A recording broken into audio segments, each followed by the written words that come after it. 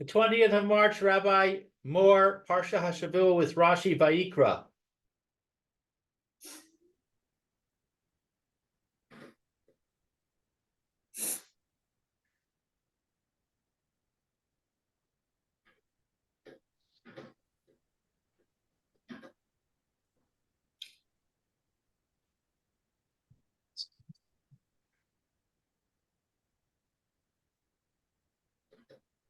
Okay, let's continue.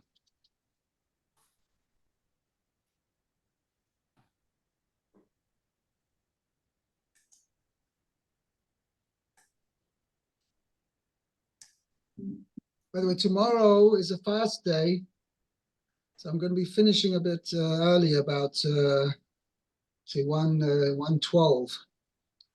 Okay, that's number one. And also Sunday. What's with Sunday? It's Monday's Purim here in Yerushalayim, but Sunday, it's not quite a regular day, but I'm willing to give a shir if you want. I'd like to. Yeah? Sunday, going somewhere to your children in Beitar or Kiryat Sefer or Bnei Brak? No, I'm not doing anything special on Sunday. Monday, we're having a big party, but not Sunday. Okay. I'll tell you what, I'll confirm it tomorrow. I have to check what my plans are for Sunday. Okay, very good. All right, so tomorrow we start normal time, we just end early. Yeah. Okay. Okay.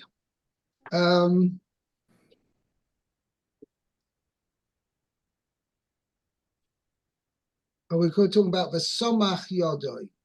Up to Pasuk Dalet.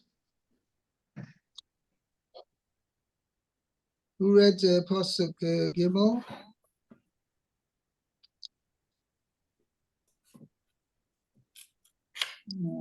Let's see. I think I read Gimel. Okay, so may I read Pasuk Dalet, please? Okay, v'samach yado al rosh ha'olah nirtza lo lechaper alav. Okay, so he leans his hands on the head of the olah, the nirtza, and it will be accepted for him. Accepted for him, to atone for him. Lechaper alav. Okay, good. My English says it will be considered pleasing. Let's see what my English says. So what word is accepted? Nirtza. How do you translate it in the Haggadah? Hallel Nirtza. Right? Okay, Nirtza. How do you translate that?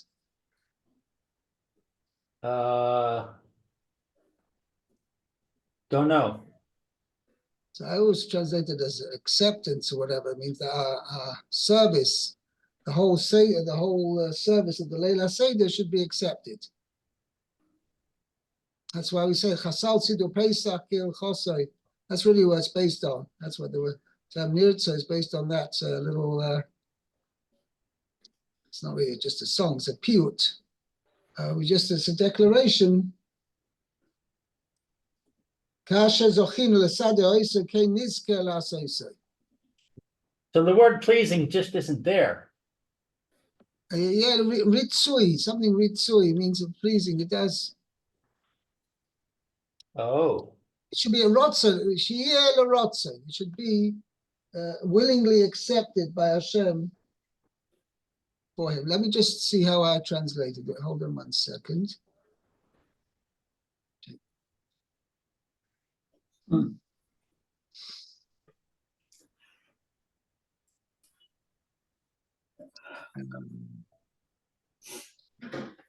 We're on Vayikra.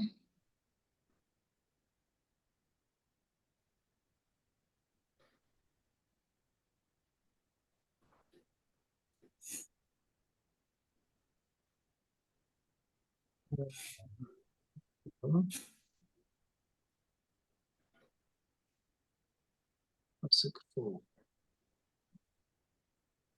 Yeah, well, it says it would be accepted for him to atone for himself. Yeah. So I also translated as accepted. Right. And you don't say anything about pleasing. No. Because in the previous, he shall bring it willingly to that. That's on the earlier, so no. Yeah. Right. Okay. Fine. Let's see the Rashi here. Okay, so it says al ha'olah, no, al rosh ha'olah. So in the head of the olah. Lahavi olat chovat smicha.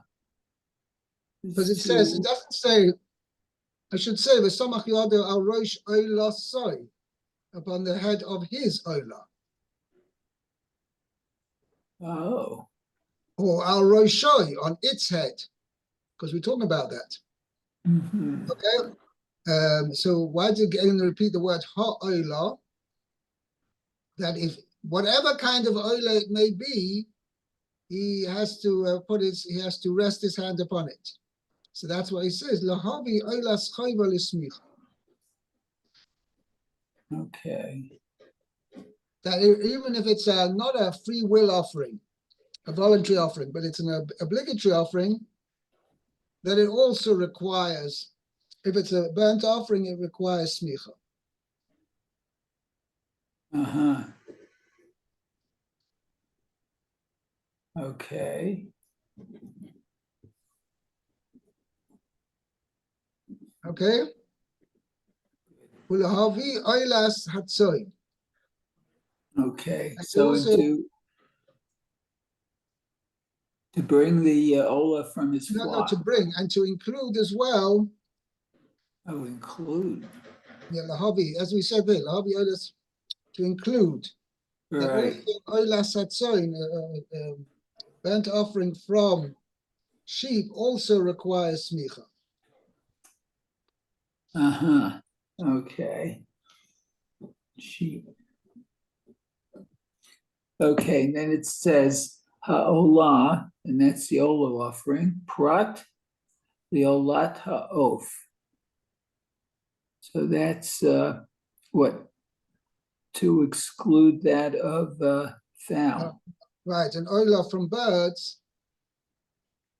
So I'm not quite sure how it shows there's an exclusion clause here. He says at the bottom here from the Sifsei Chachamim, hey the ha'olah bo lamayit oilah sa'id.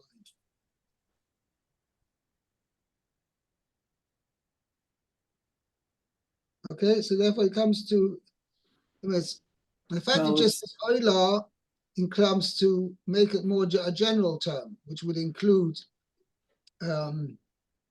not just voluntary offerings, but obligatory offerings as well, as Rashi says, and also that applies to sheep as well. But the fact it says ha'olah, says mashma, that's a limiting clause that comes to exclude oilah sa'if, that only okay. animals require smicha, but not birds. Right. Okay, so that's okay. That's the hay there. Okay, let's see. The nirtzah low will be considered pleasing. Okay. Alma It would be accepted for him. accepted fully. Okay. Almahu miratzet lo. What does Miratzah accepted on his behalf? Yeah, For no, him? Alma, for what? What should we say, wrongdoing or misdemeanor will this korban, this burnt offering, act as an atonement for him? Oh, okay. Because that's what the Pasuk is saying. It will be accepted for him to act as an atonement for him. So obviously, he needed an atonement for something. Right. Now, if it's something which is a sin which requires a korban, yeah, then if then it's an obligatory korban. It's not a free will offering. Then he would have to it's a patos or an osham or something like that. Okay, but here this is talking about a free will offering. This burnt offering is something which he's given as he's brought as a korban, as an offering in a voluntary manner. Okay, so he says, Im toima. Okay, so let's see. Im tomar akritot umitot bendin. Okay, so What you're going to say refers to those averos which a person would be chayav krisus or misas bezdin. Is excision, I think they translated that. I mean, the person will die either young or without children. And that's a punishment from heaven. Or misas bezdin. Or the punishment for this is to be killed by Bezdin. Okay, or that he should die by the hand of heaven. Okay. Or Malchus, or he should get lashes for what he's done. So this, if it's referring to those kind of averas, so they don't need a burnt offering. Hareon shonamo. The Torah tells you exactly what is the punishment due for such averas. Okay. Ha'ena maratze. Eina mertza ela al aseh.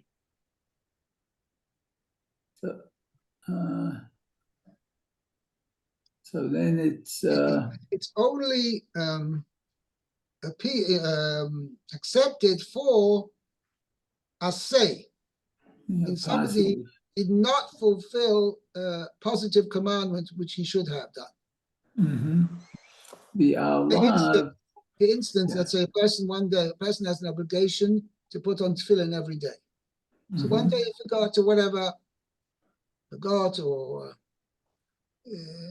due to circumstances beyond his control, depends whether it was an onos or a shogeg or whatever. Okay, then if a person didn't fulfill the mitzvah of putting on tefillin, then he would have to, now he's not obliged to bring a korban olah, but it is desirable that he does, because this way, if he does bring a korban olah, his fact that he didn't do this mitzvah, saseh, which he should have done, will be forgiven for him. It would act as an atonement for him. Okay. Ya'alav shenitach la'aseh. So what the what's called a lav means a negative commandment, which has been, the Torah tells us, if you person transgressed this negative commandment, the Torah tells you what you're supposed to do. You're supposed to do some positive commandment to rectify what you've done. Oh. Correct what you've done. That may not necessarily rectify it. And the classic example is noisa. Torah tells a person who brings a korban that's got to the, let's say, a shlomim, it's got to be eaten within a certain amount of time. Any meat that's left over after that time is forbidden to be eaten. In fact, the Torah tells us a prohibition. Let's say korban pesach. That's a classic case. Korban pesach. So it says, you mustn't leave any of the meat of the korban pesach over until the morning. That's a negative commandment. However, the Torah says, rather than the person who does it, who leaves over his the meat of his korban pesach till the morning, and he does it intentionally, rather than him getting malchus, lashes for what he's done, the Torah tells you, and what is left over until the morning should be burnt. Whatever's left over till the morning has to be burnt in fire.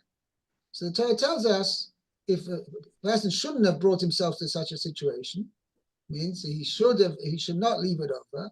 But if he did, Torah tells us, go ahead and burn it. Uh-huh. Okay? Now, Okay. if somebody who Taka did that, what happened to him, he ate Korban Pesach, and he could have technically finished off all the meat of the Korban Pesach, and he didn't. He left over until the morning. So he has transgressed the negative commandment. However, the Torah says you're not going to get malchus for that, but, and this is what the Chazal indicate to us, he does still need a kapara for what he's done. Mhm. If he burnt the leftover meat, just tells you he's not going to get malchus for having transgressed this negative commandment, but he still needs a kapara. And therefore the Torah says, bring a voluntary korban, and this way the person who did it will get a kapara for what he's done. Okay, good. I want to mention something over here. Yeah. Actually, there's a very interesting Ramban over here. As we know, Lamaisa, there's such a concept of a korban chatos, a sin offering. However, the sin offering only needs to be brought if somebody transgressed a negative commandment, which the punishment for if he transgressed it intentionally is koris or misas besdin or whatever, but it's koris. So there are 36 prohibitions for which a person, if he does them intentionally, he gets koris. He's liable for the heavenly punishment of koris. Okay? Now, the din is if he did it b'shoigeg, if he did it unintentionally, then he's got to bring a sin offering. That's going to be korban chatos.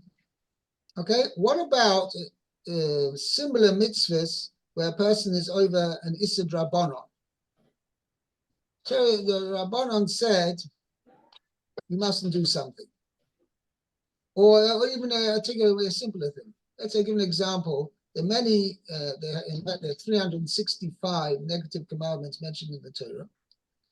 So somebody does, apart from these 36, somebody transgresses one of the other negative commandments. Let's say he eats forbidden food. He eats basa b'cholav, meat and milk. He goes to Chas v'sholem, he has a cheeseburger, right? Mhm. Now, and he ate it b'shogeg. What kind of kapara does he need?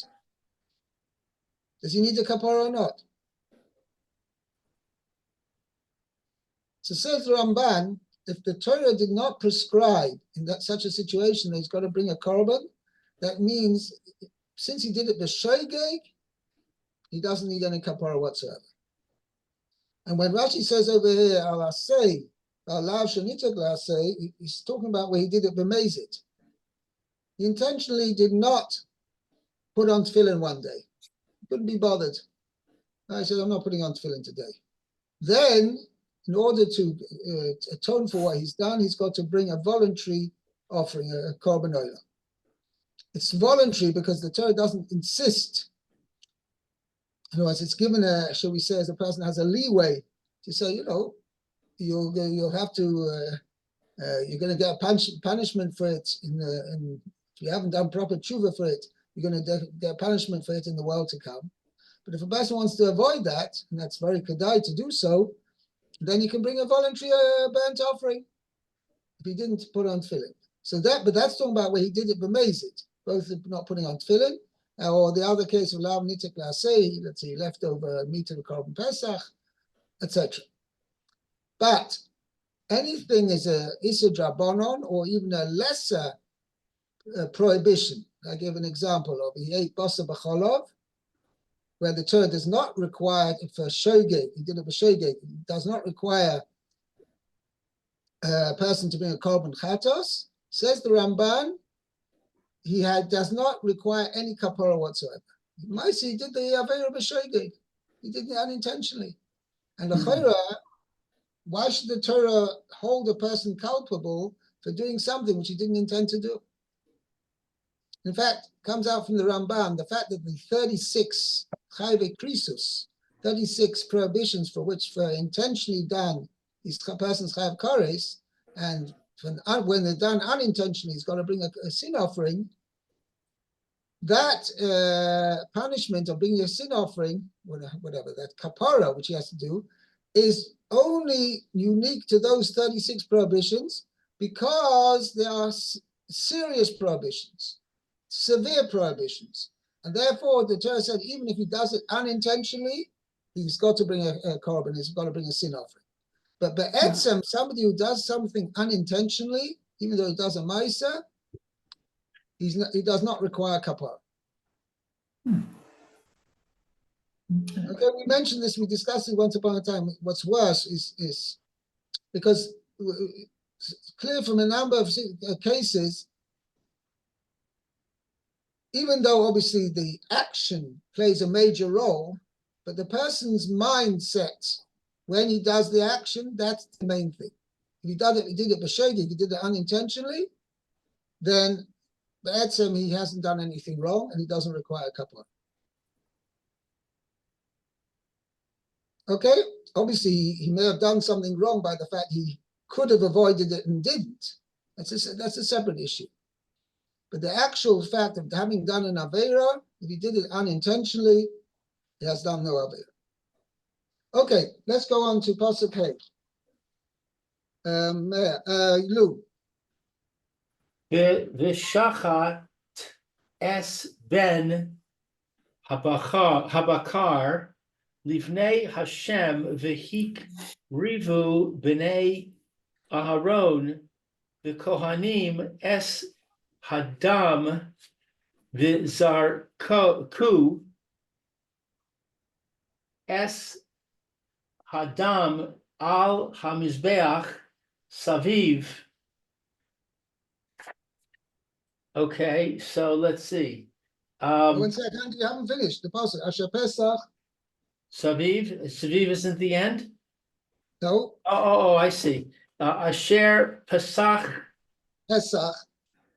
Ohel Moed.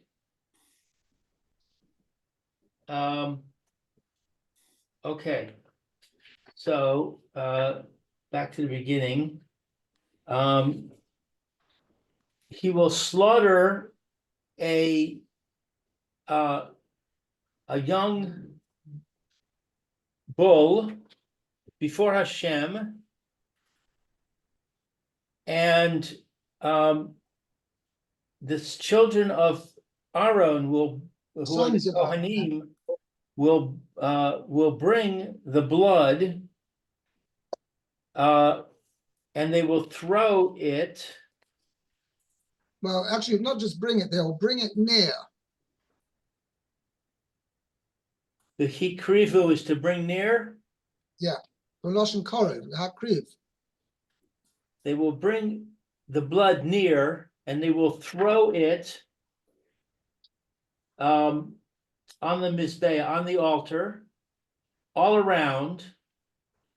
That is in the entrance of the tent of meeting. Yeah, I was saying not in the entrance, but at the entrance of the tent of meeting. Right. Let's see. 5. Okay. V'shachat v'hik rivu hakohanim. So Rashi's pointing out the first part of the pasuk says v'shachat es ben habakar lifnei Hashem. He shall shecht it the young bull before Hashem. Okay, that's all it says. Who is he? So Chaya could be well be the owner. Doesn't specify. Comes to v'hikrivu, when it comes to bringing the dam, the blood, close to the mizbeach, right? Bringing it to the mizbeach. All of a sudden it says b'nei Aaron HaKohanim. It has to be Kohanim who do that. Right. No ordinary person is allowed to bring the blood near. And so that's what Rashi's pointing out. Mi Kabbalah, the Elach. Let's see, from receiving and onward. Yeah. Mitzvahs kahuna. It is a commandment of the kahuna. Limaid al hashechita sheira bizarre. Bizarre. Okay, that the This teaching Shechita, yeah, with carry on. regard to the slaughtering, that it is valid if it's performed by one who is not a Kohen. Right. Livnei Hashem, ba'azara, in the courtyard of the Beis Hamikdash. V'hikrivu, zu Kabbalah. Let's see, this is the receiving. Shehi harishona, for it is the first. Means after the Shechita, this is the first thing that's done. Right. Shemash ma'a lashon holacha. By implication, it is a term indicating carrying. Holacha, carrying. Halakha means transporting, I would say, is a better term. Transporting.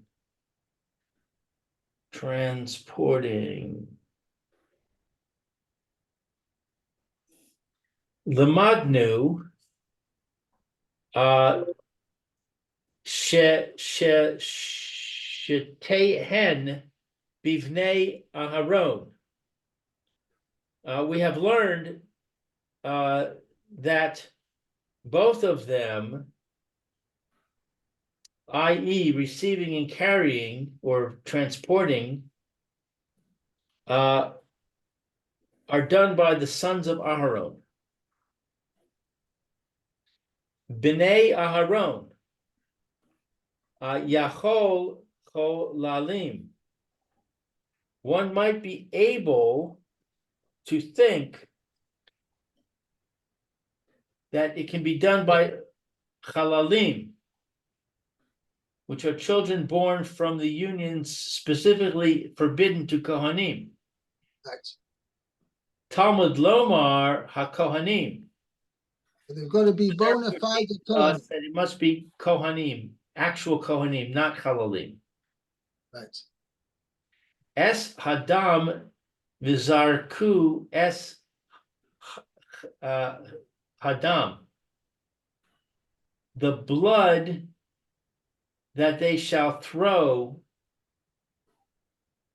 the blood. So it says, "V'krivu b'nei Aaron hakohanim es hadam, v'zarku es hadam al hamizbeach soviv." Now, the term es hadam, it doesn't need to be repeated twice.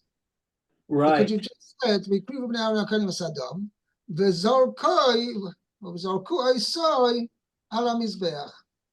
So why does it repeat the word hadam? Ma Talmud Lomar Dam Shnei Pamim. Why does the Torah say blood twice?